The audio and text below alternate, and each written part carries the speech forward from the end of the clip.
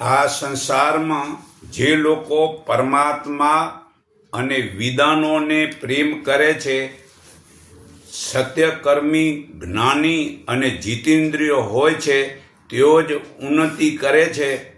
અત્યાર સુધી જ થયું છે અને હવે પછી પણ એવું જ થશે તો જ સારું થશે. ઉન્નતિ કોણ કરે છે? બહુ ધન ભેગું કરવું, બંગલા કે કાર અને સુખ સગવડી વધારવાના ઢગલો ભેગો કરવો, લોકો તેને ઉન્નતિ સમજે છે.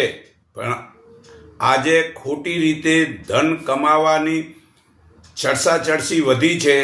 જ્યારે મનુષ્ય અને રાષ્ટ્ર બંને ઉન્નતિ થાય ત્યારે દેશના લોકો તપસ્વી બને તે જરૂરી છે. તપનો અર્થ એકનિષ્ઠા થઈને પોતાના કર્તવ્યોનું પાલન કરવાને તપ કહેવાય છે. અને તપનો બીજો અર્થ જીતેન્દ્ર થવું.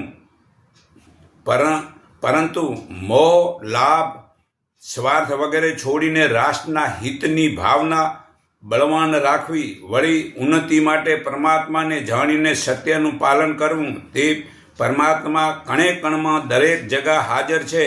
આપણે તે પરમાત્માના અંશ છીએ. આપણા કર્મોનો હિસાબ તે પૂરી ઈમાનદારીથી રાખે છે. તે ન્યાય પ્રમાણે કર્મનું ફળ ફરી આપે છે.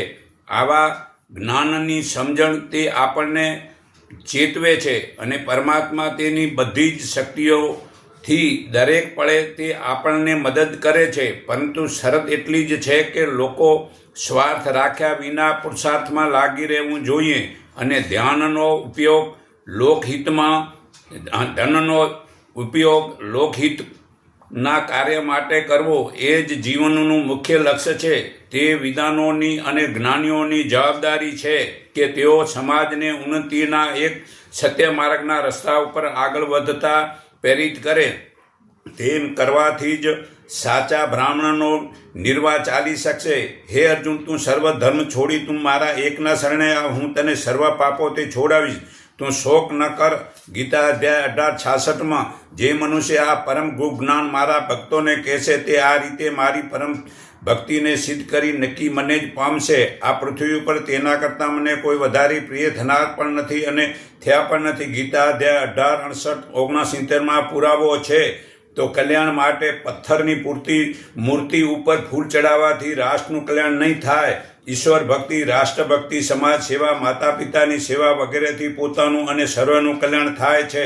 ખાલી પથ્થરની મૂર્તિમાં જ પૂજવાનું રહી ન જાય એ યાદ કરી હું તમને